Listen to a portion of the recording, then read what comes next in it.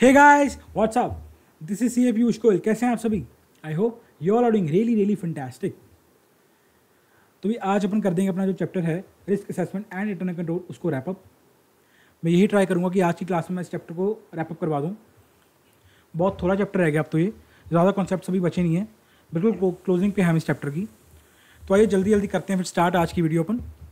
ये अगर चैनल पर नया है तो चैनल को सब्सक्राइब कर देना, एंड अगर ऑलरेडी एग्जिस्टिंग व्यूअर हो, मतलब मेरी क्लासेस तो तुम लोग देखते हो बट सब्सक्राइब नहीं किया हुआ, तो यार प्लीज़ सब्सक्राइब कर दो।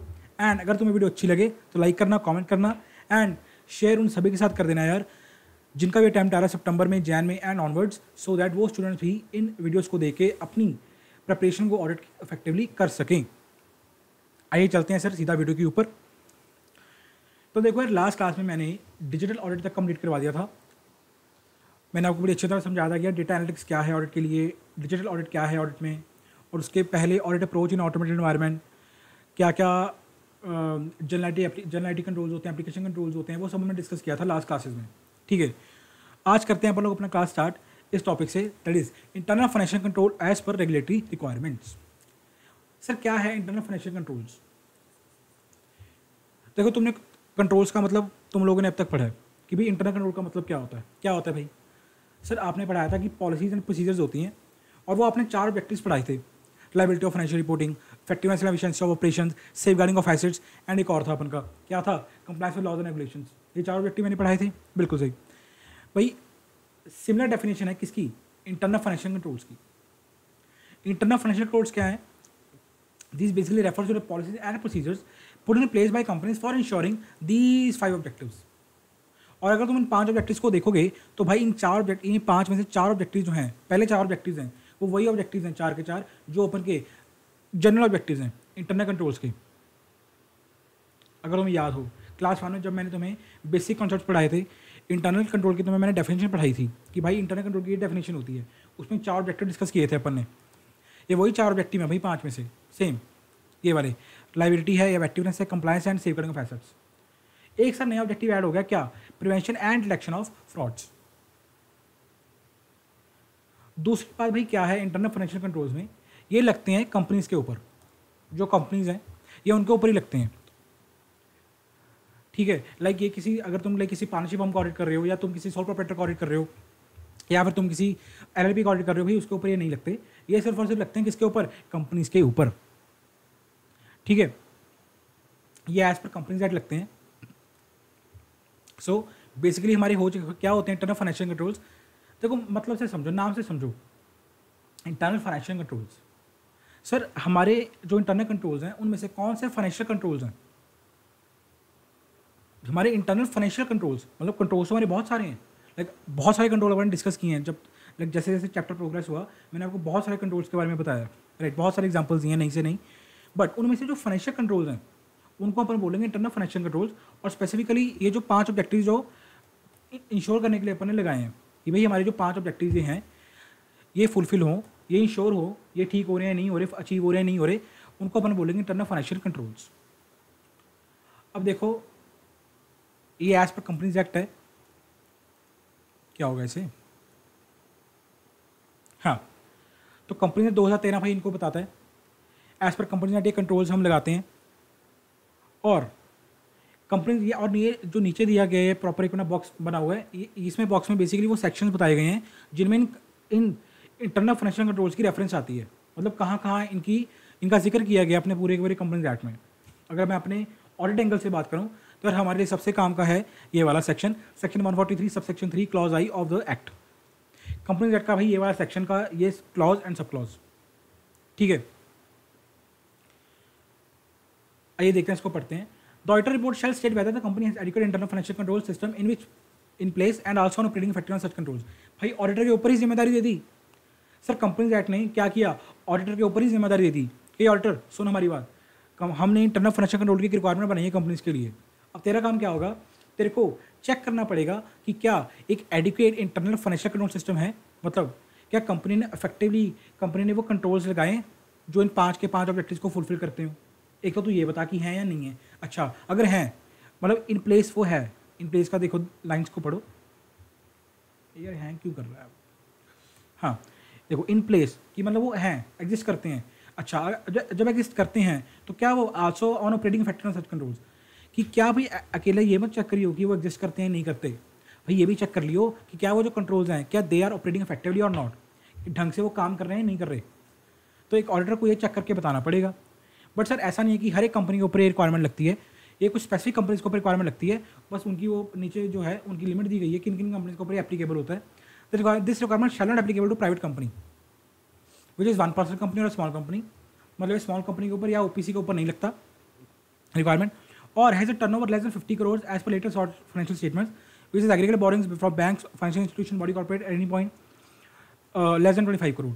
ये रिक्वायरमेंट करती है कि भाई अगर किसी कंपनी की टर्नओवर जो है वो 50 करोड़ से नीचे है एंड उसकी जो एग्रीगेटेड बोरिंग्स हैं बैंक से हो, फाइनेंशियल इंस्टीट्यूशन से हो या बॉडी कॉर्पोरेट से हो, at any time during the year 25 crore से कम है, तो उसके ऊपर भी ये जो रिक्वायरमेंट है ऑडिट की कि एक ऑडिटर को रिपोर्ट करना है फाइनेंशियल अकाउंट्स के ऊपर, आईएफसी के ऊपर, इसको हम आईएफसी बोलेंगे प्यार से, ये रिक्वायरमेंट नहीं एप्लीकेबल होती। आई होप तुमको समझ आएगा। बेसिकली कुछ भी नहीं है, एक सिंपल सी बात है, लॉ की प्रोविजन है किन के ऊपर लगता है किन के ऊपर नहीं लगता। मतलब मैंने आपको बता दिया कि भाई जो कंट्रोल्स कंपनी लगाती है, जो फाइनेंशियल कंट्रोल्स कंपनी लगाती है, सो दैट उसके 5 के 5 ऑब्जेक्टिव फुलफिल हों। 4 तो देखो वही हैं, तुम्हें कोई एक्सेस ऐड करने की वो याद करने की जरूरत नहीं है कि यार हाँ हमारे लिए फालतू का काम बढ़ गया, 4 पहले वो पॉइंट याद किए अब 5 ये कर रहे हैं, नहीं मेरे भाई 4 के 4 वही सेम है, तुम्हारे सामने है। सिर्फ एक नया पॉइंट ऐड किया क्या, prevention and detection of fraud, because company के केस में थोड़ा ज़्यादा रिस्क रहता है यार कि फ्रॉड के चांसेस ना हो, ठीक है ना। बिकॉज इंडिया की अगर मैं अपने देश की बात करूँ तो हिस्ट्री इस तरह की रही है, बहुत सारे स्कैंडल्स हो चुके हैं हमारे देश में, लोगों का पैसा लगा होता है मार्केट में, राइट। याद करो अपना फर्स्ट लेक्चर, बिल्कुल फर्स्ट लेक्चर ऑडिट का, इंट्रोडक्शन टू ऑडिट, जब मैंने तुम्हें यही बताया था कि हम ऑडिट करते क्यों, यही तो हमारा पर्पस ऑडिट करने का। सो दैट्स अ भाई गवर्नमेंट ने एक रिक्वायरमेंट ही बना दी इंटरनल फाइनेंशियल कंट्रोल्स की, और उसने एक पॉइंट कर दिया कि भाई ऑडिटर ये भी चेक करेगा, ये भी देखा कि इस तरह के कंट्रोल्स हैं जो कि फ्रॉड को डिटेक्ट कर सकें और उसको प्रिवेंट कर सकें होने के। आई होप तुम्हें समझ आया होगा।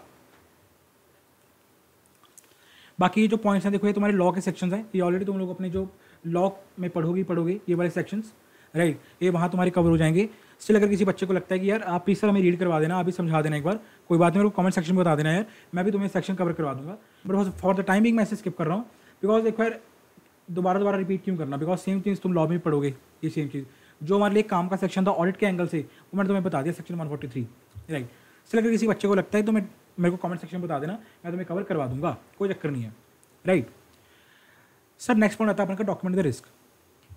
ये तो भाई एक ऑलवेज वाला पॉइंट है डॉक्यूमेंटेशन का। सर जो भी हमारी फाइंडिंग्स हैं, जो हमारे रिस्क निकल के आ रहे हैं, उनको डॉक्यूमेंट कर लो, बिकॉज डॉक्यूमेंट किए बिना कोई प्रूफ ही नहीं है कि तुमने काम किया, राइट। जब तुम अपने आर्टिकलशिप में भी जाओगे, अगर तुम किसी बिग फर्म में जाओगे आर्टिकलशिप करने, ठीक है, या तुम अगर बिग 4 में भी जाओगे या आफ्टर जॉब तुम जाओगे किसी अच्छी फर्म में, बिग 4 में या टॉप 10 में, तो तुम ऑब्जर्व करोगे भाई वहाँ पे एक सिंपल सा भाई फंड है डॉक्यूमेंटेशन। हर एक चीज़ तुम्हें, छोटी से छोटी चीज़, बारीक से बारीक चीज़ तुम्हें डॉक्यूमेंट करनी पड़ेगी भाई, बिल्कुल A to Z डॉक्यूमेंटेशन तुम्हें करनी ही पड़ती है अगर तुम्हें किसी अच्छी फर्म से आर्टिकलशिप करोगे। तुम्हें वहाँ पे रीज़न देने पड़ते हैं कि अच्छा मैंने ऐसा किया तो ऐसा क्यों किया, वैसा क्यों नहीं किया, बिकॉज जब तक तुम डॉक्यूमेंट नहीं करते तब तक भाई माना नहीं जाएगा तुमने काम किया है। बातों बातों में भी कोई नहीं मानता, तुम्हें डॉक्यूमेंट करना पड़ेगा ही पड़ेगा। वही बात यहाँ पे लिखी है कि सर हम पढ़ के तो आ रहे हैं कि हमारे IT रिलेटेड रिस्क कौन से हैं, लास्ट क्लास में अपन यही तो पढ़ा था कि IT रिलेटेड रिस्क कौन कौन से होते हैं, बट अकेला उनको समझना नहीं है भाई, मेरे अकेला उनको अंडरस्टैंड नहीं करना, बल्कि क्या करना, उसको डॉक्यूमेंट भी कर लेना। क्या डॉक्यूमेंट करना है सर, द डिस्कशन, जो तुम्हारे टीम मेंबर्स में, लाइक हम 4 आर्टिकल ऑडिट पे गए तो हम चारों के बीच में क्या क्या डिस्कशन हो रही हैं, हमारी मैनेजर के क्या साथ क्या डिस्कशन हो रही है। डिस्कशन मतलब एंगेजमेंट टीम, आर्टिकल्स हो गए, मैनेजर हो गए, सीनियर्स हो गए, सीनियर मैनेजर हो गए, जो हमारी बेसिकली एंगेजमेंट टीम है, क्या डिस्कशन हो रही है उसको डॉक्यूमेंट कर लो। सेकेंडली की एलिमेंट्स ऑफ द अंडरस्टैंडिंग, भाई तुमने इतनी सारी अंडरस्टैंडिंग को ऑब्टेन की, तुमने कंट्रोल भी समझा, तुमने इंक्वायरी भी किया, इंस्पेक्शन भी, सब कुछ किया तुमने, तुम्हारे लिए की एलिमेंट्स कौन कौन से थे जो तुम्हें लगता है कि यार ये लाइक अमंग अदर्स, लाइक अगर हमने 5-6 चीज़ें समझी तो उनमें से सबसे इंपॉर्टेंट हमें ये चीज़ लगी, ये एस्पेक्ट हमें सबसे अच्छा लगा, इंपॉर्टेंट लगा, तो उसको समझ लेना, की एलिमेंट्स को डॉक्यूमेंट कर लो। और उसके अलावा भी भाई सोर्सेज ऑफ इन्फॉर्मेशन, तुमने किस सोर्स ऑफ इन्फॉर्मेशन से तुमने वो इन्फॉर्मेशन निकलवाई है। लाइक अगर तुमने परचेज हेड से कोई इंक्वायरी की तो तुम्हारा सोर्स क्या होगा, इन्फॉर्मेशन का परचेज हेड हो गया, तुम उसको डॉक्यूमेंट करोगे प्रॉपर कि भाई हमने यस इस दिन हमने ये हमारा डेट था, इस दिन हमने परचेज हेड जिनका नाम ये है, जिनकी रिक्वायर्ड डेजिग्नेशन हमारी क्लाइंट के कंपनी में ये है, उनसे हमने ये डॉक्यूमेंट ये समझा, ये प्रोसेस समझा, उन्होंने हमें एक डेमो भी करके दिखाया, एक वॉक थ्रू भी दिया एंड सो ऑन। और उसके बाद भाई कर लेना रैप्स, जो तुम रिस्क असेसमेंट प्रोसीजर परफॉर्म कर रहे हो, रैप लगा रहे हो, उनको भी डॉक्यूमेंट कर लो। उसके बाद डॉक्यूमेंट क्या करोगे भाई, financial statement level and assertion level पे जो तुम्हें रिस्क लग रहा है उसको डॉक्यूमेंट कर लोगे। एंड लास्ट भाई कंट्रोल्स, क्या रिस्क निकल के आया, द रिस्क आइडेंटिफाइड एंड उसके रिस्क को मिटिगेट करने के लिए क्या क्या कंट्रोल्स लगाए थे तुम्हारे क्लाइंट ने उनको। अगर मैं तुम्हें इन शॉर्ट क्रक्स बताऊँ यार, जो भी तुम्हें कर रहे हो उसको डॉक्यूमेंट करके चलो, बस बात खत्म है, ज़्यादा सोचो ही मत।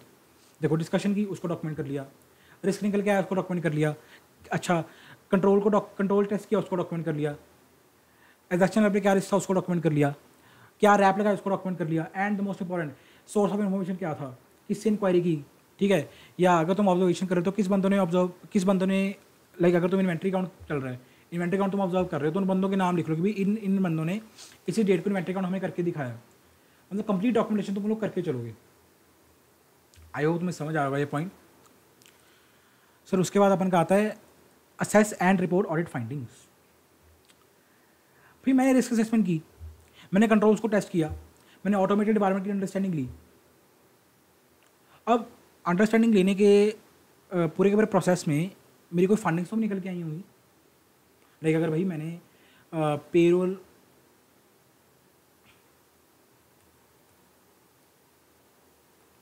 अगर मैंने पेरोल का पूरा प्रोसेस समझा, पेरोल के जितने भी कंट्रोल्स हैं मैंने उनकी सबकी अंडरस्टैंडिंग ली, कंट्रोल टेस्टिंग की, उसके बाद में मेरी कोई फंडिंग तो निकल के आएगी ना भाई। फंडिंग माने तो कंक्लूजन कि तुमने पूरा पेरोल का प्रोसेस समझ लिया। अब तुम्हारी अंडरस्टैंडिंग क्या कहती है कि इनका जो पेरोल का प्रोसेस है, ठीक है, स्टार्टिंग फ्रॉम वेरी बिगनिंग की एम्प्लॉय हमारा आके अटेंडेंस पंच करेगा अपनी टिल उसकी सैलरी क्रेडिट होने तक, पूरा तुमने इंटायर पेरोल का प्रोसेस समझ लिया। क्या वो फुल प्रूफ था इतना? क्या यह स्कोप है उसमें कि डमी एम्प्लॉयज भी हो सकते हैं, कि इस तरह का कोई स्कोप है कि डमी सैलरीज बुक हो सकती हैं? तो तुमने कंक्लूजन क्या निकाला, वो है तुम्हारी फाइंडिंग्स। अब उन फाइंडिंग्स के ऊपर भी क्या तुम ऐसे बैठे रहोगे? अगर तुम्हें लग रहा है कि यार नहीं, पेरोल का इनका जो प्रोसेस है, जो कंट्रोल्स हैं वो ठीक से काम नहीं कर रहे, वो ढंग से काम नहीं कर रहे, अब तुम ऐसा करके छोड़ दोगे? Answer is no. सर उनको असेस करो कि हमारी क्या फाइंडिंग्स हैं, उनको एनालाइज करो, क्या क्या पॉइंट्स कंसीडर करोगे तुम लोग। Are there any weakness in IT controls? ये ऑटोमेटेड एनवायरनमेंट के एंगल से लिखा हुआ है, दैट्स व्हाई उन्होंने आईटी कंट्रोल अकेला मेंशन किया है कि भाई जो उन्होंने आईटी कंट्रोल टेस्ट किए हैं, लेट्स सपोज तुमने टेस्ट किया बेसिकली, मैं तुम्हें पढ़ाया था ना वो वाला अपना पासवर्ड्स, कि पासवर्ड्स लगा देते हैं। एक तो मैंने एग्जांपल दी थी फायरवॉल की, ये सब उन्होंने चीज़ें चेक की, आईटी कंट्रोल्स चेक किए तुम लोगों ने, तुम्हें लगा कि भाई ये तो बहुत वीकनेस है, ये तो बहुत वीक है, इनमें तो बहुत एफिशिएंसीज हैं। इम्पैक्ट क्या है उन वीकनेस का? क्या वो वीकनेस इतनी ज़्यादा इम्पैक्टफुल है, इतनी ज़्यादा बड़ी है कि हमारे ओवरऑल ऑडिट को भी इम्पैक्ट कर जाएँ? उसको एनालाइज करो। सर रिपोर्ट करो मैनेजमेंट को, मैं वही तो कह रहा हूँ, फाइंडिंग निकाल के अकेला ऐसे नहीं कि निकाल के बस छोड़ दिया ना, उनको असेस करो, उनको समझो कि क्या इम्पैक्ट है और उनको रिपोर्ट करो मैनेजमेंट को, कि अपने क्लाइंट को रिपोर्ट करो कि क्लाइंट, ये मैनेजमेंट, ये है तुम्हारा साहब, ये है तुमने जो कंट्रोल्स लगाए वो ढंग से काम नहीं कर रहे। कम्युनिकेट करो in writing any significant deficiencies to those charge with governance. और ऐसा भी नहीं है कि अकेला मैनेजमेंट तक सीमित रहो, जो मैनेजमेंट के ऊपर बंदे आते हैं, TCWG, those charge with governance, management के भी ऊपर जो आते हैं बॉस, राइट, उनको भी कम्युनिकेट करके चलो भाई, क्योंकि उनको तो भी पता लगे ना एटलीस्ट एंड में, जो प्रमोटर्स हैं कंपनी के, जिन्होंने कंपनी फाउंड की थी, ठीक है, कि लाइक सर ये कुछ हो रहा है अपनी कंपनी में। समझ आया? आई होप समझ आ गया होगा, इजी पॉइंट्स थे, राइट। भी अब चलते हैं अपन नेक्स्ट पॉइंट की तरफ, that is point number 16, that is auditor response to assess risk. And यहाँ पे आपका एक नया एसे मैं आपको इंट्रोड्यूस करवाऊंगा, that is SA 330, which is auditors response to assess risk. ये वही बात है कि ऑडिटर ने जब रिस्क असेसमेंट प्रोसीजर लगाए, चलो मैं तुम्हें एक बेसिक ना फ्लो चार्ट समझाता हूँ।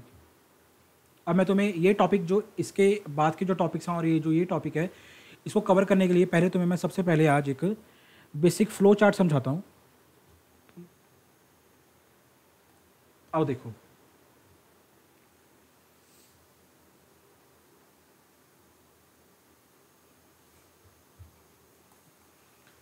हमारा ऑडिट का जो पूरा प्रोसेस है वो काम कैसे करता है, आज वो ध्यान से समझो पहले।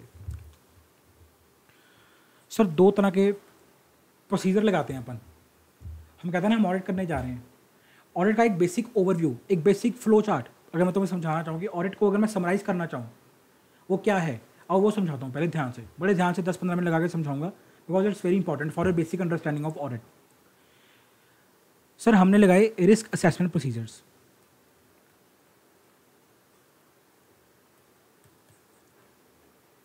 ठीक है, एक अपन लगाते हैं further audit procedures.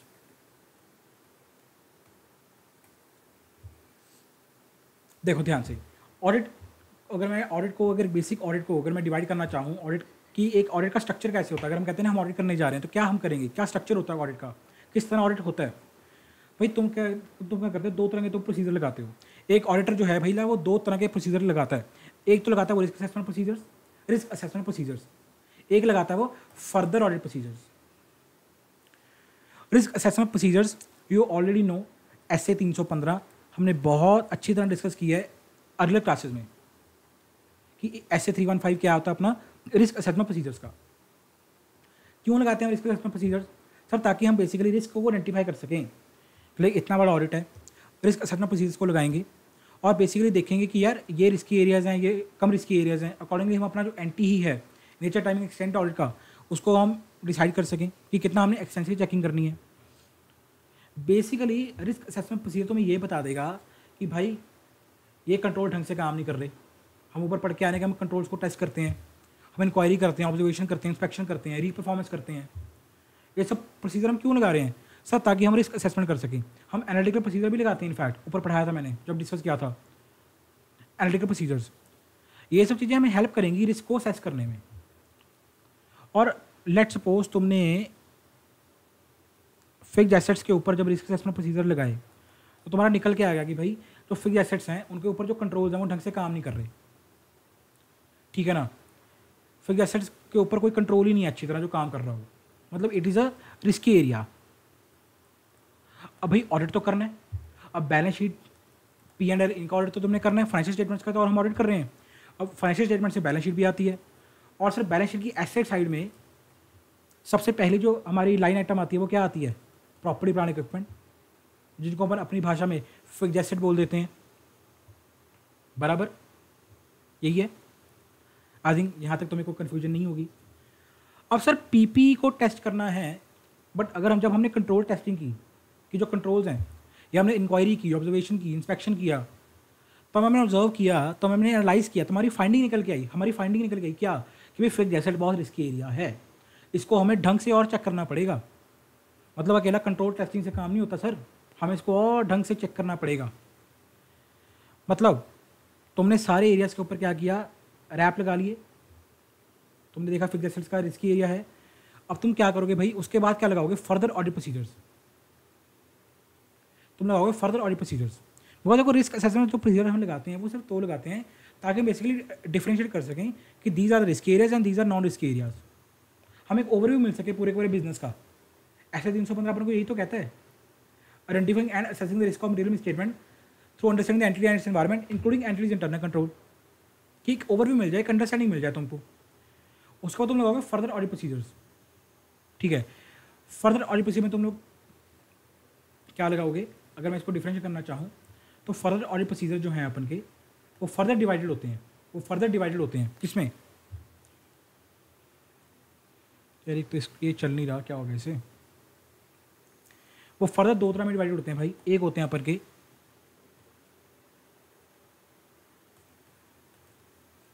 Test of controls, एक होते हैं अपन के सब्सटेंसिव प्रोसीजर्स। और अगर फर्दर मैं बात करना चाहूँ, सब्सटेंसिव प्रोसीजर फर्दर दो तरह के होते हैं भाई, टेस्ट ऑफ डिटेल्स और सब्सटेंसिव एनालिटिकल प्रोसीजर्स। और अगर मैं इसको भी डिवाइड करना चाहूँ आगे तो टेस्ट ऑफ डिटेल फर्दर दो तरह का होता है आगे, क्या?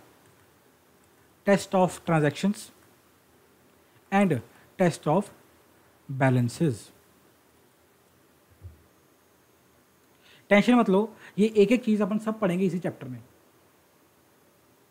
इसके बाद के जो टॉपिक्स रह गए वो हमारी यही रह गया। बेसिकली हमारा देखो, मैं तुम्हारे स्टडी मैनेजमेंट डायग्राम है वो थोड़ी ज़्यादा क्लीन फॉर्मेट तरीके से बनी हुई है, मैं वो डायग्राम तुम्हें दिखा देता हूँ, वहाँ से समझाता हूँ। चलो, मेरी थोड़ी राइटिंग प्रॉपरली लिखा नहीं गया, अच्छा पेन हैंग कर रहा है।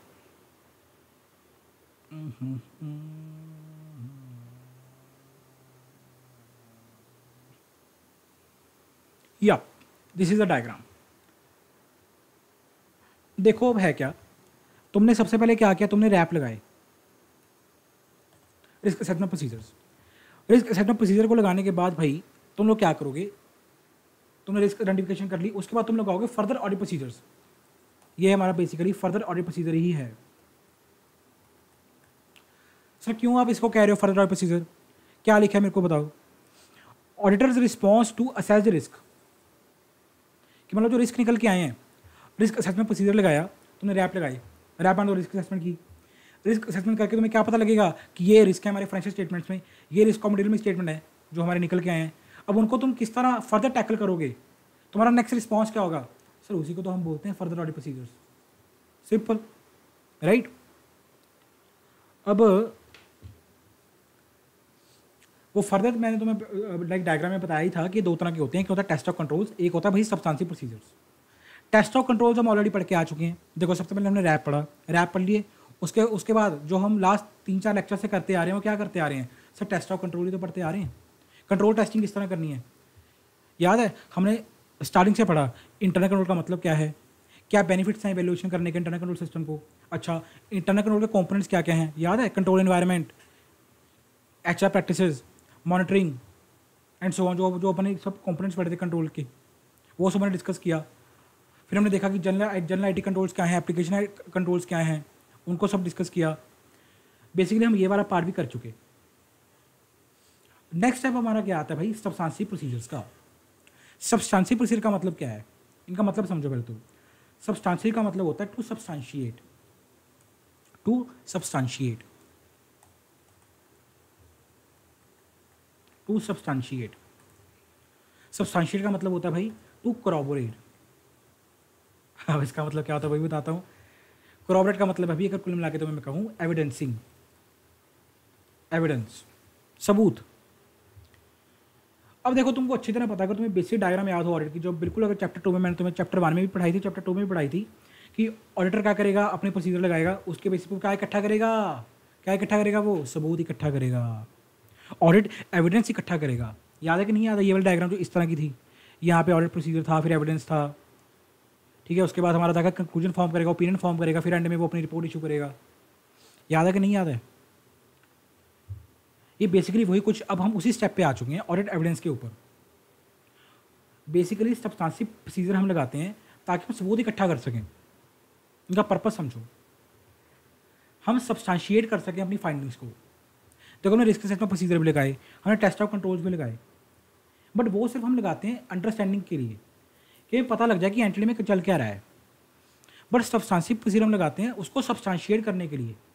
लाइक अगर देखो, अगर मेरे को लगा कि मैंने पेरोल की पूरे के पूरे डिपार्टमेंट की कंट्रोल टेस्टिंग कर ली ध्यान से, मैंने इंक्वायरी की, रिस्क असेसमेंट प्रोसीजर लगाए, सब कुछ किया, कंट्रोल टेस्ट ऑफ कंट्रोल भी कर लिया पेरोल के डिपार्टमेंट का, उसके बाद मेरे को लग रहा है कि यार इसमें दिक्कत है, यहाँ पे डमी एम्प्लॉयज़ का रिस्क ज़्यादा है, ठीक है, कोई भी आता है जब मर्जी अटेंडेंस लगा के चला जाता है, मतलब सिस्टम नहीं है इनका कोई प्रॉपर अटेंडेंस का।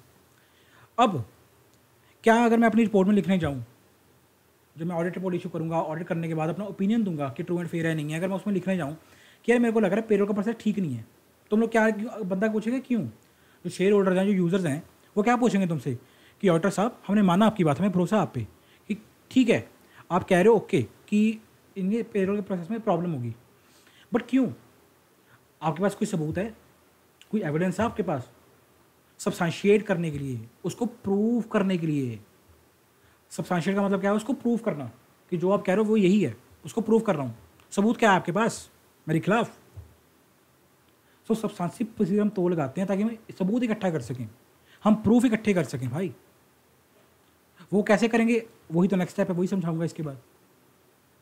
मतलब समझो कि हम सब्सटेंशियल प्रोसीजर लगाते क्यों हैं, ये सबसे इंपॉर्टेंट एस्पेक्ट है, सो दैट हम प्रूफ इकट्ठा कर सकें, हम सबूत इकट्ठा कर सकें, वी कैन सब्सटेंशिएट, ठीक है।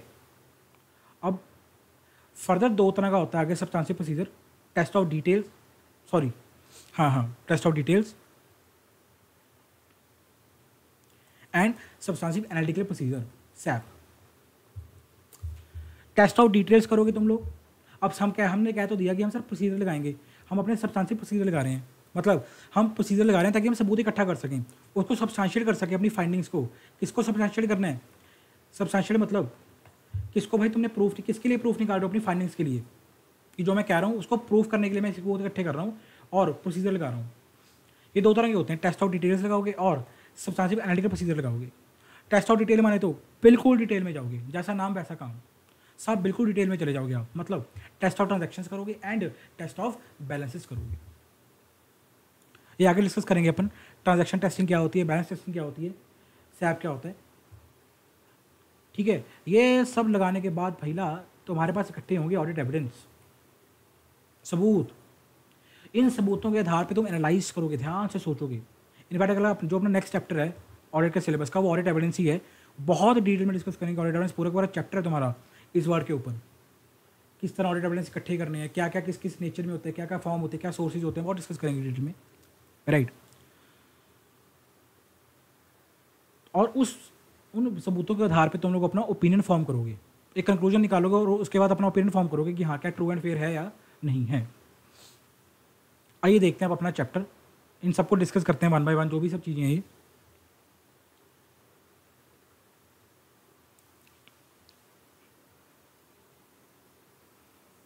तो देखो अपन का जो एसए है, एसए 330, ये बात करता है कि इसके ऊपर auditor response to assesses risk.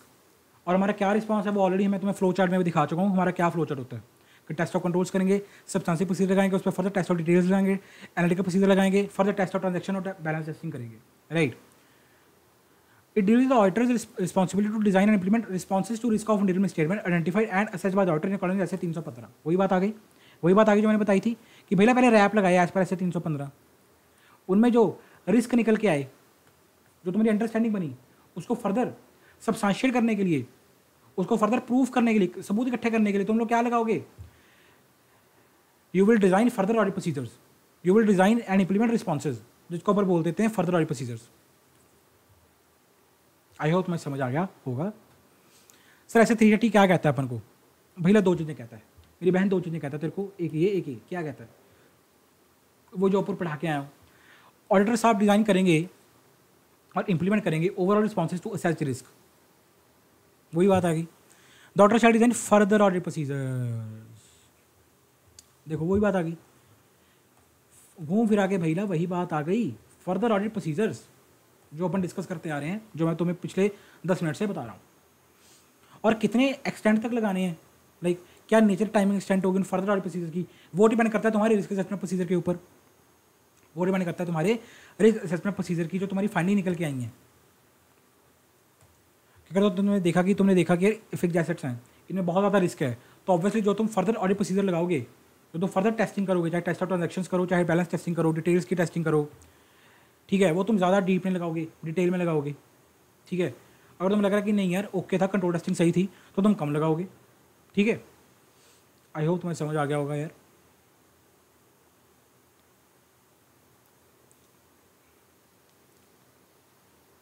In designing the further audit procedure to be perform, auditor shall, भाई फर्दर ऑडिट प्रोसीजर को जब तुम परफॉर्म कर रहे हो तुम्हें क्या कंसिडर करना चाहिए?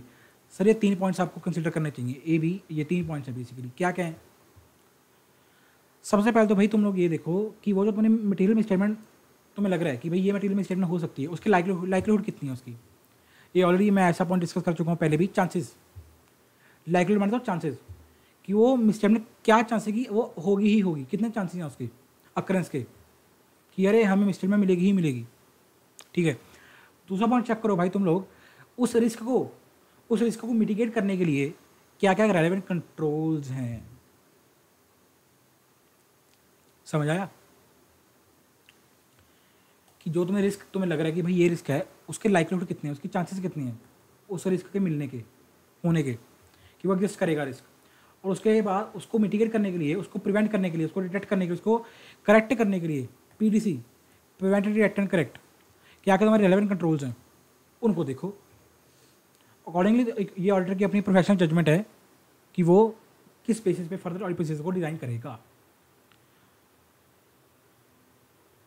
एक तुम्हारा पॉइंट है obtain more persuasive audit evidence the higher the auditor assessment of risk. Persuasive का मतलब क्या है? कन्विंसिंग,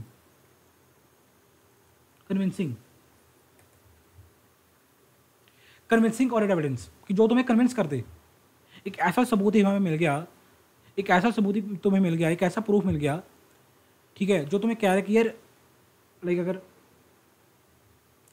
सीआईडी वाले हैं, राइट, फिर सीआईडी वालों को एक ऐसा सबूत मिल गया, लाइक उसके फिंगरप्रिंट मिल गए खूनी के, जो हमारा मर्डर वेपन था उसके ऊपर फिंगरप्रिंट मिल गए, ठीक है, और फिंगरप्रिंट मैच हो गए बंदे से, तो ये एक बहुत ज़्यादा कन्विंसिंग एविडेंस हो गया हमारा उनके लिए कि उसी बंदे ने मर्डर किया। स्पेशली अगर तो उसी तरह अगर मैं ऑडिट के केस में बात करूँ तो तुम्हें ऑडिट एविडेंस ऑब्टेन करना जो परसुएसिव हो, जो तुम्हें कन्विंस करे, ठीक है ना। और ये तुम कितना परसुएसिव ऑडिट एविडेंस कलेक्ट करोगे, मतलब तुम्हें कितना किस लेवल तक कन्विंसिंग ऑडिट एविडेंस तुम्हें ऑब्टेन करना पड़ेगा, वो डिपेंड करता है तुम्हारे असेसमेंट के ऊपर। सिंपल सी बात है यार, ज़्यादा कंफ्यूज मत होना। जहाँ बहुत सारे बच्चे कंफ्यूज होने लग जाते हैं इस पॉइंट के ऊपर आके, बिकॉज ये चैप्टर है इस तरह का, but stay cool, stay calm. Simple है भाई, जितना ज़्यादा रिस्क होगा, जितना ज़्यादा रिस्क होगा, ठीक है ना, जितना ज़्यादा रिस्क होगा भाई उतना ज़्यादा तुम्हें एविडेंस इकट्ठा करना पड़ेगा, परसुएसिव, कन्विंसिंग, ऑब्वियसली बात है। अगर ज़्यादा रिस्क है तो तुम्हें ज़्यादा प्रोसीजर लगाने पड़ेंगे, ज़्यादा सबूत इकट्ठे करने पड़ेंगे, वही तुम्हें बात कह रहे हैं। इस पॉइंट का सिंपल सा मतलब ये है और कुछ नहीं है, ज़्यादा कंफ्यूज मत होना, राइट। उसके बाद सर आ जाता है अपना टेस्ट ऑफ कंट्रोल्स, ठीक है ना। टेस्ट ऑफ कंट्रोल्स तुम लोग करोगे सर, टेस्ट ऑफ कंट्रोल्स हम ऑलरेडी करके आ चुके हैं ऊपर, आपने हमें इतना कुछ तो पढ़ाया, बिल्कुल पढ़ाया है, बिल्कुल पढ़ाया है। मैं फिर से दोबारा रिपीट कर देता हूँ, जो तुमने वो टेस्ट ऑफ कंट्रोल्स किए वो तुमने क्यों किए, वो तुमने किए एज अ रैप, वो तुम एज अ रैप कर रहे हो, तुम रिस्क असेसमेंट के लिए कर रहे हो। बट जब तुम यहाँ टेस्ट ऑफ कंट्रोल्स कर रहे हो सर, यहाँ पे आप लोग कर रहे हो सबूत इकट्ठा करने के लिए, एविडेंस इकट्ठा करने के लिए। ध्यान से डिफरेंस समझो। जब रिस्क असेसमेंट प्रोसीजर पढ़ाया था तब कंट्रोल्स की टेस्टिंग पढ़ाई थी कि हम कंट्रोल टेस्ट करते हैं। वो क्यों किया था, क्यों की थी कंट्रोल टेस्टिंग? वो तो की थी ताकि हमें पता लग सके क्या रिस्क कितना है, कि अगर अगर मैं अपना सेल्स के एरिया देख रहा हूँ तो सेल्स के एरिया की अगर मैंने कंट्रोल टेस्टिंग की, मैंने देखा कि कंट्रोल्स बिल्कुल सही तरीके से काम कर रहे हैं, तो मेरा रिस्क जो है वो कम हो गया। समझ पा रहे हो? मतलब अकॉर्डिंग जो मैं प्रोसीजर लगाऊंगा वो कम लगाऊंगा, बिकॉज कंट्रोल टेस्टिंग ही बहुत सही है, मैं कंट्रोल्स के ऊपर रिलाई कर सकता हूँ, ठीक है ना। बट अगर जब यहाँ पे तुम टेस्टिंग करोगे कंट्रोल्स की, तो तुम लोग क्या करोगे भाई, सबूत इकट्ठा करने के लिए तुम लोग टेस्टिंग कर रहे हो कंट्रोल्स की, मतलब तुम लोग वही कंट्रोल टेस्ट करोगे यहाँ पे, बट टू एविडेंस इकट्ठा करने के लिए। मैं एक और एग्जांपल देता हूँ सिंपल सी, देखो सपोज अकाउंट्स पेबल है, ठीक है, एपी है अकाउंट्स पेबल क्रेडिटर, ठीक है भैया। अकाउंट्स पेबल के ऊपर तुमने जो है कंट्रोल्स की टेस्टिंग की, रिस्क असेसमेंट की।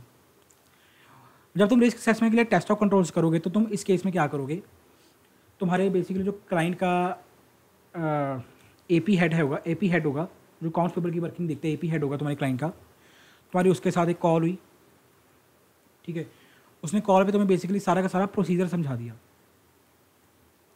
कि ऑडिटर साहब इसी तरह काम करता है, ये इसी तरह हम रिकॉर्डिंग करते हैं, इसी तरह ट्रांजेक्शन की रिकॉर्डिंग होती है एपी की, ठीक है। उसने बेसिकली तुम्हें दिखा भी दिया कि ये हमारे पास डॉक्यूमेंट्स पड़े हैं, लाइक 2-3 डॉक्यूमेंट्स की तुम्हें उसने डेमो दिखा दिया, 2-3 ट्रांजेक्शन उठाई एपी की, लाइक 2 ट्रांजेक्शन उठाई, उनके डॉक्यूमेंट्स वेरीफाई करवा दिए कि देखो ये हमारे पास परचेज का इनवॉइस है, ये हमारे पास हमारा purchase order and so on, इस तरह हम रिकॉर्ड करते हैं, ठीक है। हो गया, बिल्कुल हो गया। बट जब तुम सब्सटेंटिव प्रोसीजर में टेस्ट ऑफ कंट्रोल्स कर रहे हो, तब तुम लोग क्या करोगे भाई, तुम लोग बेसिकली इसकी ऑपरेटिंग इफेक्टिवनेस को चेक करोगे। ये देखो यार, ये क्यों नहीं चल रहा भाई आज,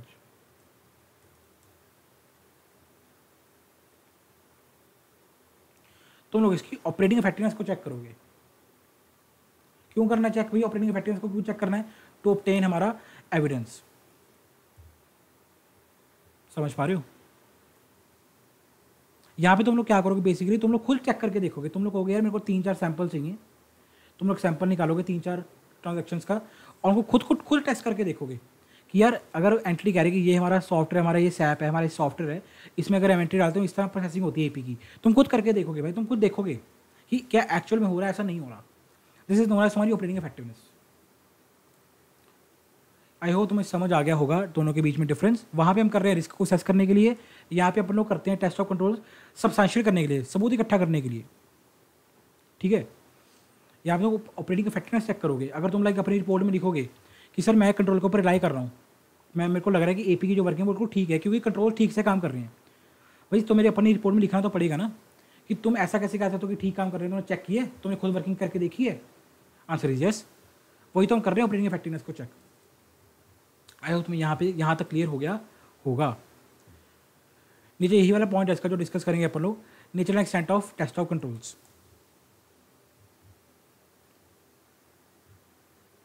इसके ऊपर डिटेल में डिस्कशन है। वेट क्या हो गया? हाँ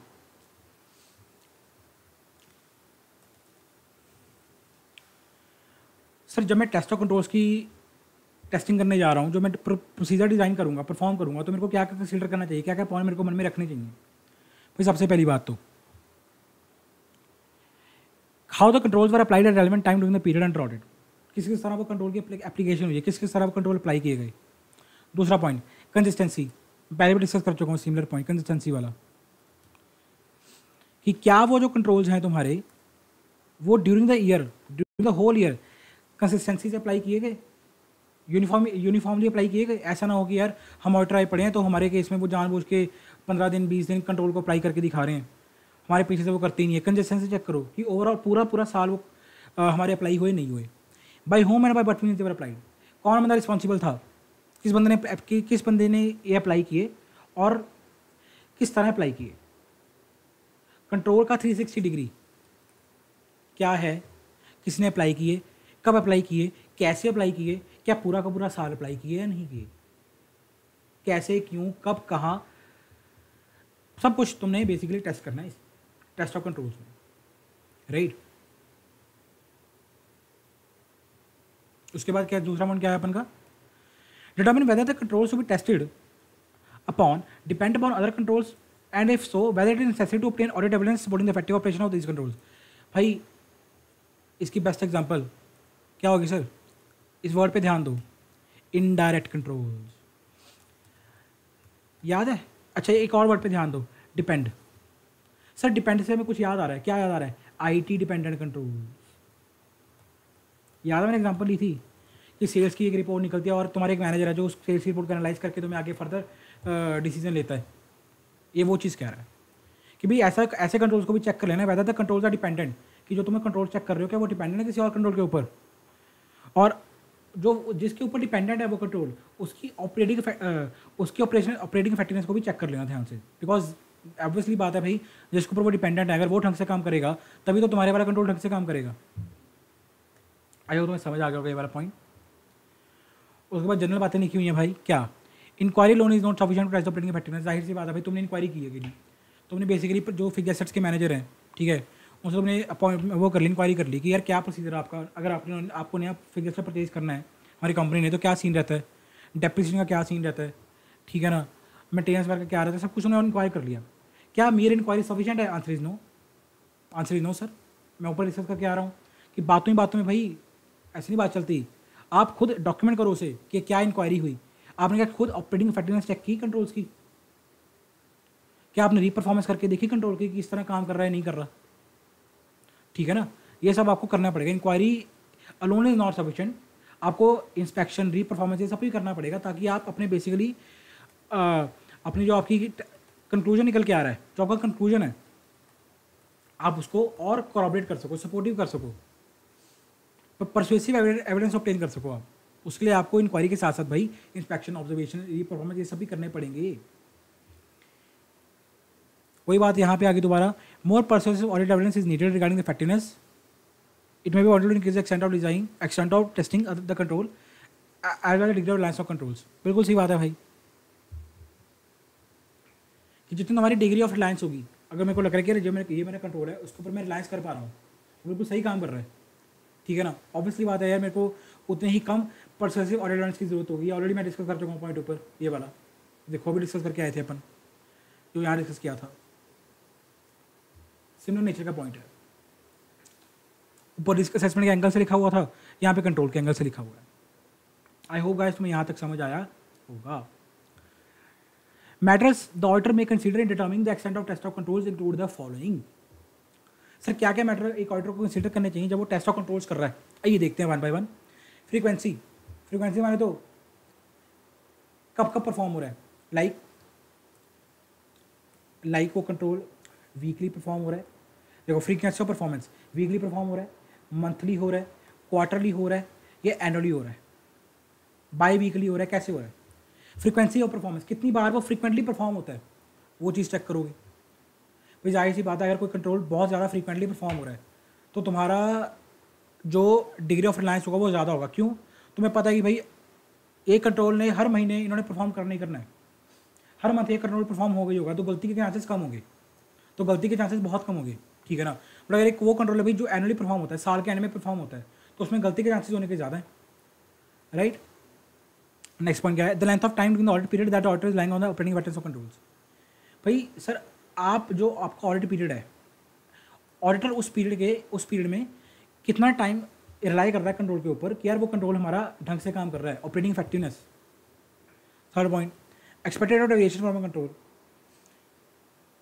वो कंट्रोल कितना डेविएट करेगा, मतलब वो उस कंट्रोल को हम नहीं परफॉर्म कर रहे, लाइक जो हमारा क्लाइंट है वो कंट्रोल को नहीं परफॉर्म कर रहा, उसमें डेविएशन आएगी, डिस्क्रिपेंसीज आएंगी, उसका एक्सपेक्टेड रेट कितना ज़्यादा है, कि गलती होने के चांसेस क्या हैं, कि वो कंट्रोल ढंग से काम नहीं करेगा, एक्सपेक्टेड और डेविएशन क्या है। उसके बाद क्या है, नेक्स्ट पॉइंट देखते हैं। The relevance and liability of the audit evidence to be obtained regarding the operating patterns of control at the assertion level. भाई जो तुम्हें ऑडिट एविडेंस ऑब्टेन की है, जो तुमने सबूत इकट्ठा किए हैं कंट्रोल के रिगार्डिंग, वो कितने की रिलायबल लग रहे हैं तुम्हें और कितनी रेलेवेंस लग रहे हैं। रेलेवेंस एंड लायबिलिटी भाई अपना नेक्स्ट चैप्टर है ऑडिट एविडेंस का, अगर तुम्हें अभी नहीं भी समझ आई ये वाला पॉइंट तो इसको भी तुम लीव कर दो, बिकॉज हमारा जो नेक्स्ट चैप्टर है ऑडिट एविडेंस का, ठीक है, तुम्हारी स्टडी मैप पे वो पूरा ऑडिट एविडेंस के ऊपर ही है।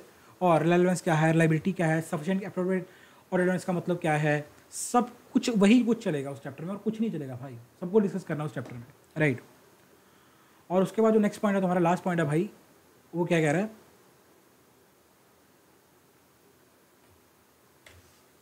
The extent to which audit evidence is obtained from test of other controls related to assertions।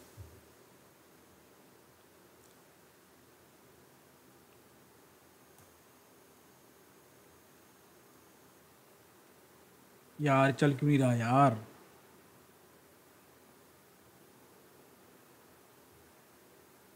हाँ, जो तुम्हें एजर्शन है उससे जो तुम्हारा कंट्रोल है वो कितना ज़्यादा रिलेट करता है, एक वो चीज़ बहुत मैटर करती है भाई। The extent of which audit evidence is obtained, the extent which audit evidence is obtained, भाई जिस एक्सटेंट तक वो अपना ऑडिट एविडेंस ऑब्टेन कर रहे हो भाई टेस्ट ऑफ कंट्रोल्स के, वो कितना ज़्यादा रिलेट करता है, that also matters.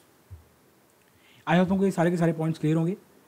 Next then afterwards come timing of test of controls, ये फिर से भाई वही काम है अपना टाइमिंग, वही same.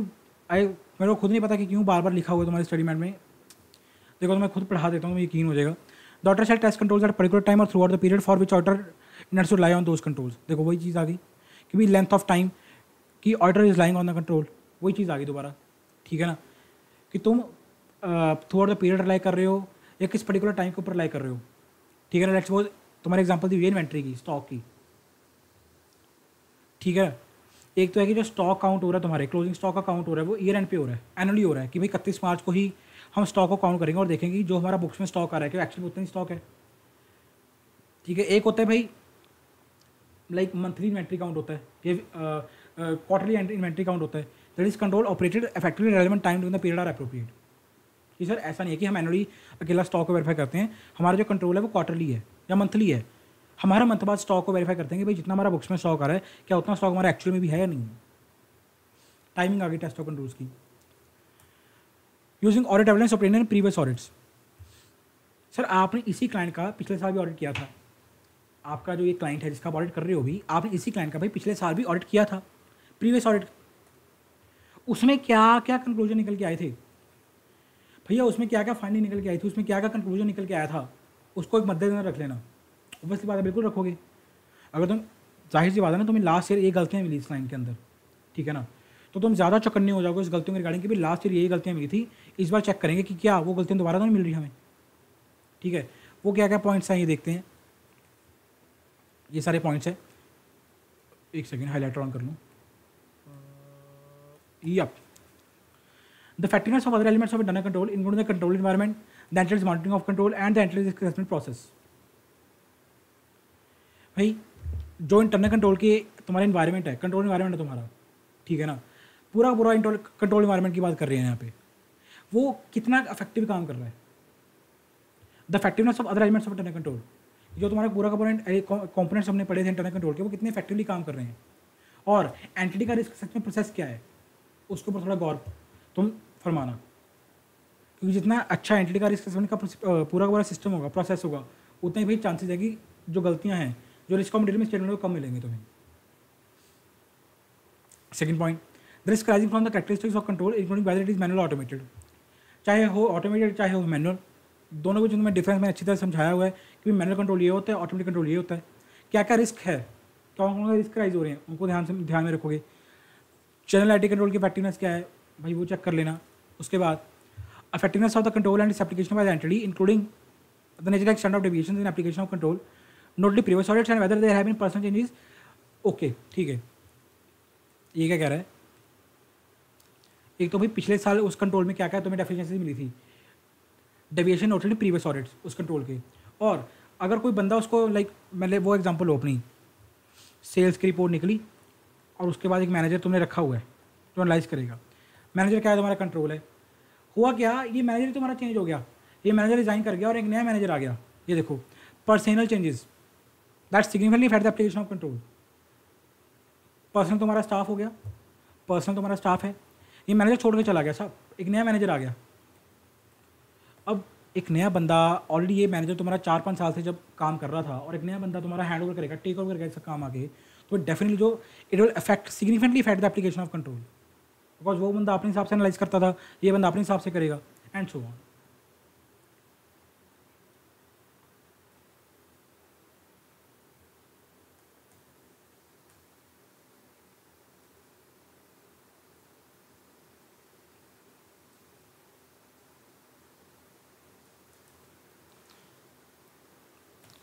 Whether the lack of a change in particular control poses a risk to changing circumstances. भाई जो तुम्हारा कंट्रोल है, तुम्हारा पर्टिकुलर एक कंट्रोल तुमने उठा लिया, राइट, अगर उसमें कुछ चेंजेस हैं, अगर उसमें कुछ चेंजेस नहीं है, there is lack of change, क्या उसकी वजह से भाई क्या वो कंट्रोल में कोई रिस्क पोजेस हो रहा है या नहीं हो रहा, उसी को तुम ध्यान से देखोगे। उसके बाद पॉइंट कौन सा अपन का, risk of material statement and the extent of reliance on control, simple point भाई, सदाबहार पॉइंट, भाई क्या हमारा रिस्क है और कितना रिलायंस अपन कंट्रोल के ऊपर प्लेस कर पा रहे हैं, वो चीज़। आई होप में यहाँ तक समझ आ गया होगा यार, राइट। उसके बाद भाई इवेल्यूएट करोगे ऑपरेटिंग इफेक्टिवनेस, ये वही सारा कुछ है एकदम, एक बार तुम खुद सेल्फ रीड कर लेना इस पॉइंट को, कोई डाउट होगा तो पूछ लेना, बहुत बार समझा चुका हूँ भाई ऑपरेटिंग इफेक्टिवनेस किस तरह चेक करोगे, लाइक तुम खुद टेस्ट करके देखोगे उस कंट्रोल को कि यार एक तुम 3-4 सैंपल उठाओगे और खुद टेस्ट करके देखोगे कि या एक क्या ये कंट्रोल इस तरह काम कर रहा है नहीं कर रहा, लाइक जिस तरह हमें इंक्वायरी में हमें समझाया था मैनेजर ने कि साहब इस तरह ये कंट्रोल काम करता है, क्या वाकई कंट्रोल इस तरह काम कर रहा है नहीं कर रहा, that thing you will check in operating effectiveness.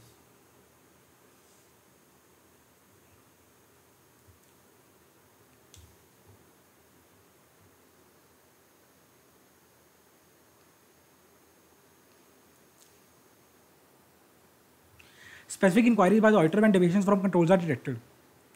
Sir क्या क्या कुछ स्पेसिफिक इंक्वायरीज हैं जो एक ऑडिटर करेगा अगर डेविएशन निकल के आ रही है कंट्रोल से, लाइक उसने कंट्रोल की टेस्टिंग की, डेविएशंस आई मतलब डिस्क्रिपेंसीज आई, मतलब जैसा कंट्रोल को परफॉर्म करना चाहिए था वो कैसा परफॉर्म नहीं कर रहा, उस केस में भाई क्या क्या स्पेसिफिक इंक्वायरीज करेगा ऑडिटर, आइए देखते हैं।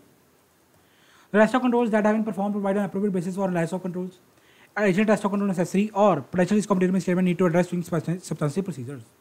सिंपल वही पॉइंट है भाई। अगर लास्ट पॉइंट की मैं बात करूँ 3-2-1 करते हैं इसमें, potential risk of determined statement need to be addressed using substantive procedures। Sir control तो काम ढंग से नहीं कर रहा, हमने सोचा था हम कंट्रोल टेस्टिंग कर लेंगे और कंट्रोल अच्छा काम कर रहा होगा, हम उसको रिलाई कर लेंगे और अपने जो फर्दर ऑडिट प्रोसीजर होंगे माने तो सब्सटेंसिव ऑडिट प्रोसीजर होंगे वो कम हो जाएंगे हमारे, बट ऐसा तो नहीं हुआ, कंट्रोल तो ढंग से काम नहीं कर रहा, इसकी वजह से हमें सब्सटेंसिव ऑडिट प्रोसीजर को थोड़ा ज़्यादा ध्यान से लगाना पड़ेगा। It needs to be addressed during substantive audit procedures. अच्छा, additional test of control necessary है नहीं है, मतलब लाइक अगर तुमने 2-3 सैंपल्स लेके टेस्ट किया कंट्रोल की वर्किंग को, ठीक है, वहाँ पे तुम्हें स्टेटमेंट्स मिल गई, ठीक है, अब क्या additional test of control necessary है, मतलब तुम फर्दर उसको, तुम अपनी सैम्पलिंग को बढ़ा लो, तुम कहोगे यार 3 सैंपल टेस्ट किए हैं, तो 10 सैंपल टेस्ट करके देखते हैं क्या रिजल्ट आता है। तुम उस चीज़ को देख सकते हो, एडिशनल टेस्टिंग कर सकते हो कंट्रोल की। और द फर्स्ट पॉइंट तुम्हारा क्या था, जो तुमने टेस्ट ऑफ कंट्रोल परफॉर्म किया है क्या वो अप्रूव्ड बेसिस है रिलायंस के ऊपर। मतलब जो तुमने टेस्ट ऑफ कंट्रोल परफॉर्म किया भाई, तुम्हारे फाइंडिंग्स का निकल के आई, एंड अकॉर्डिंगली क्या तुम उसके ऊपर रिलाई कर पा रहे हो या नहीं कर पा रहे हो, क्या वो एक बेसिस बन पा रहा है कि तुम उसके ऊपर रिलाई कर लो या नहीं कर पाओ। आई होप तुम्हें ये समझ आ गया होगा। This requirement reflects the fact that the auditor assessment of risk judgmental and so may not identify all the risk of nil misstatement। ठीक है, there are any inherent limitations of record including management override। बिल्कुल सही भाई। देखो सबसे पहली बात तो तुम जितना मुझे टेस्टिंग कर लो, इनहेरेंट लिमिटेशंस तो रहती ही रहती हैं। याद करो अपना chapter 1 inherent limitations of audit. एक लिमिटेशन पढ़ाई थी मैंने, क्या, मैनेजमेंट ओवरराइड की। सर मैनेजमेंट की मर्जी है, वो जानबूझ के कंट्रोल को परफॉर्म नहीं कर रहे, ओवरराइड कर रहे हैं, ये तो इसमें हमेशा रहता ही रहता है। एक भाई ऑडिटर की अपनी खुद की जजमेंट है। क्या जजमेंट है सर, कि जो हम कंट्रोल टेस्ट कर रहे हो, it may not identify all the risk of real statement. कि भले ही कंट्रोल तो है, कंट्रोल एग्जिस्ट करता है माना, बट वो सारी की सारी मिसस्टेटमेंट्स को भाई आइडेंटिफाई नहीं कर सकता। क्यों नहीं कर सकता भाई, वही बात है, इनहेरेंट लिमिटेशन ऑफ ऑडिट है। मैनेजमेंट ने ओवरराइड कर दिया, अब कंट्रोल तो था पर मैनेजमेंट ओवरराइड कर दिया, तो किस तरह वो आइडेंटिफाई करेगा मिसस्टेटमेंट्स को। तो कंट्रोल को मैनेजमेंट ने अपने हिसाब से ऑपरेट कर दिया कंट्रोल को।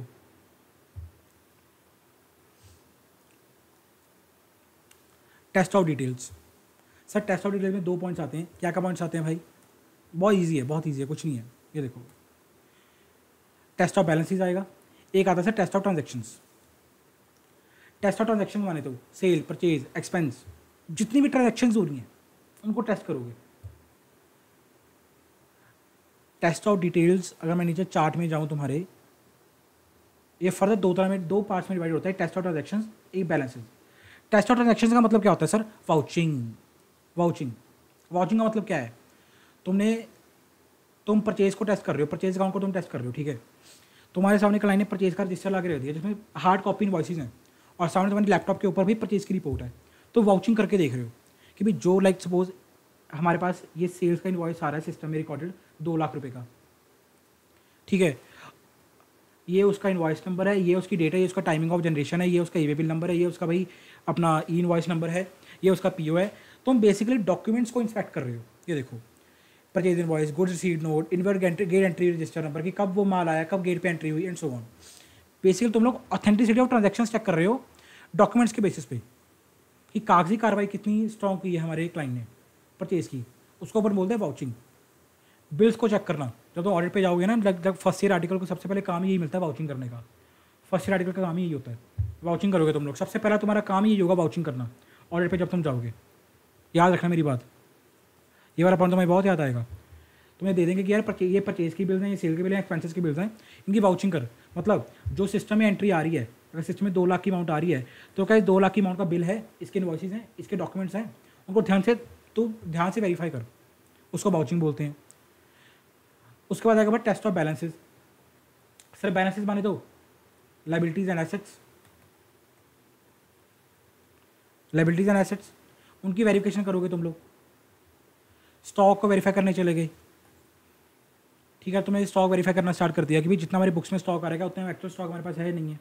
फिक्स्ड एसेट को वेरीफाई करना स्टार्ट कर दिया कि अगर हमारा क्लाइंट कह रहा है कि भाई मेरे पास 10 लैपटॉप्स हैं, तो मेरे को दिखा कि 10 लैपटॉप कहाँ पे लगे पड़े हैं तेरे ऑफिस में, वो तुम वेरिफिकेशन ऑफ बैलेंसेस करोगे। उसको हम बोल देते हैं टेस्टिंग ऑफ बैलेंसेस। और जब दोनों कंबाइन हो जाएं, इसको हम बोल देते हैं टेस्ट ऑफ डिटेल्स। खत्म। लास्ट पॉइंट तुम्हारे चैप्टर का, substantive analytical procedures. Analytical procedure क्या होते हैं, मैंने बड़ी अच्छी तरह एक्सप्लेन किया था अर्ली क्लासेस में, बहुत अच्छी तरह एक्सप्लेन किया था। सेम वही मतलब है इनका, और कोई मतलब नहीं है। फ़र्क इतना क्या सर, पहले हमने एनालिटिकल प्रोसीजर लगाए थे रिस्क असेसमेंट के लिए, कि हम ऑडिट करने गए, वहाँ पे बैठ के देखा रामू काका, जो वॉचमैन है, रामू काका बैठे, उनके हाथ में एक बहुत महंगी घड़ी देखी, ठीक है, 1-1.5 लाख की मैंने उनके हाथ में घड़ी देखी। हमने पूछा रामू काका से, रामू काका कितना कमा लेते हो? कमाना क्या है बेटा, 15-20 हज़ार कमाते हैं महीने का रामू काका। 15,000 कमाने वाले रामू काका 1 लाख की घड़ी कैसे पहन रहे भाई हाथ में? स्ट्राइक किया था ना माइंड में, एनालिटिकल प्रोसीजर्स। तुमने देखा कि भाई सेल्स तो इनकी है 100 करोड़ की। जब हमने वेयर हाउस देखा, वेयर हाउस एक छोटा सा कमरा था, एक छोटा सा कमरा था।